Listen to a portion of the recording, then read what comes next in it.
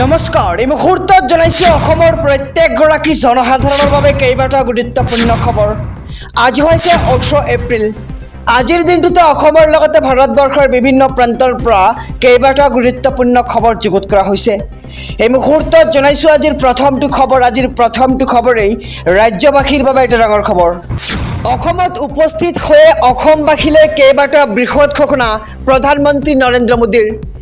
নলবাৰীৰ পৰা ৰাজ্যবাসীলৈ 8টা ডাঙৰ ঘোষণা কৰিছে এবাৰ প্ৰধানমন্ত্ৰী নৰেন্দ্ৰ মোদীয়ে। 3 কোটি লোকক নতুনকৈ চৰকাৰী গৃহ প্ৰদান কৰিব কেন্দ্ৰীয় চৰকাৰে। আয়ুষ্মান ভাৰতৰ অধীনত 8 লাখ টকালৈ লাভ কৰিব চিকিৎসাৰ সাহায্য। আগন্তুক 5 বছৰলৈ বিভেদ নোহোৱাকৈ প্ৰতিগৰাকী লোকে লাভ কৰিব বিনামূলীয়া ৰেচন।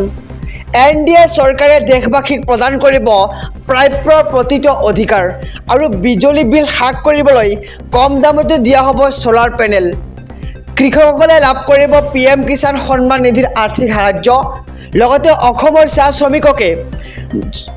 চাহ শ্ৰমিককে ধৰি 3 কোটি মহিলাক লাখপতি বাধ্য কৰাৰ লক্ষ্য এবাৰ বিজেপি চৰকাৰৰ। অসমত উপস্থিত হৈ কেইবাটাও বৃহৎ ঘোষণা কৰিছে এবাৰ দেশৰ প্ৰধানমন্ত্ৰী নৰেন্দ্ৰ মোদীয়ে। নলবাৰীৰ পৰাই ৰাজ্যবাসীলৈ এই 8টা ডাঙৰ ঘোষণা কৰিছে দেশৰ প্ৰধানমন্ত্ৰী নৰেন্দ্ৰ মোদীয়ে। এই মুহূৰ্তত জনাইছো আজি 2 নম্বৰ খবৰটো। হঠাৎ অন্ধকাৰচ্ছন্ন হৈ পৰিছে মহানগৰীৰ আকাশ। 29খন জিলালৈ সতৰ্কবাণী বতৰ বিজ্ঞান কেন্দ্ৰৰ। ৰাজ্যত প্ৰচণ্ড ধুমুহা বৰষুণৰ সম্ভাৱনা।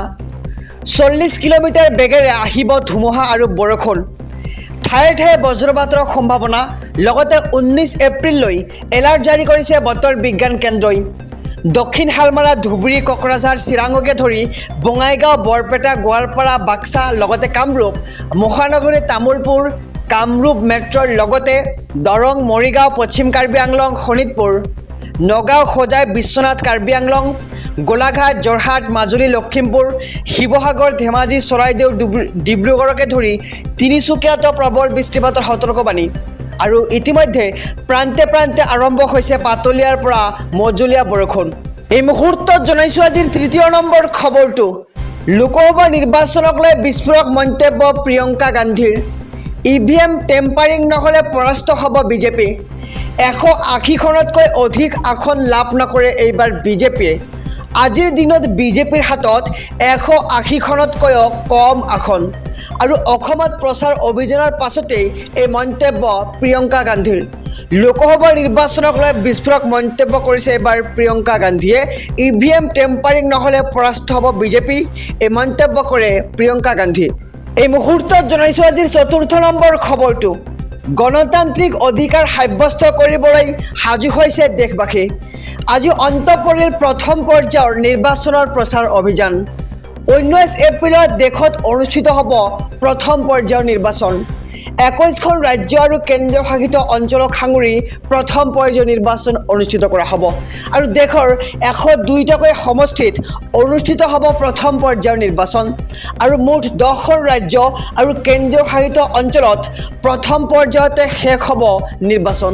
আৰু অৰুণাচল প্ৰদেশ, মেঘালয়, মিজোৰাম, নাগালেণ্ড, ছিকিমকে ধৰি আন্দামান আৰু নিকোবৰ, লক্ষদ্বীপ আৰু পডুচেৰী, তামিলনাডু আৰু উত্তৰাখণ্ডত প্ৰথম পৰ্যায়তে শেষ হ'ব নিৰ্বাচন।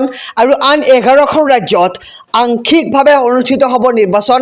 আৰু অসমৰ 5টা সমষ্টিত অনুষ্ঠিত হ'ব প্ৰথম পৰ্যায়ৰ নিৰ্বাচন। ডিব্ৰুগড়, যোৰহাট, লখিমপুৰ, কাজিৰঙা আৰু শোণিতপুৰ। লগতে গণতান্ত্ৰিক অধিকাৰ সাব্যস্ত কৰিবলৈ সাজু হৈছে এইবাৰ দেশবাসী, কিয়নো আজি অন্ত পৰিল প্ৰথম পৰ্যায়ৰ নিৰ্বাচনৰ প্ৰচাৰ অভিযান। আৰু আগন্তুক 19 এপ্ৰিলত দেশত অনুষ্ঠিত হ'ব প্ৰথম পৰ্যায়ৰ নিৰ্বাচন।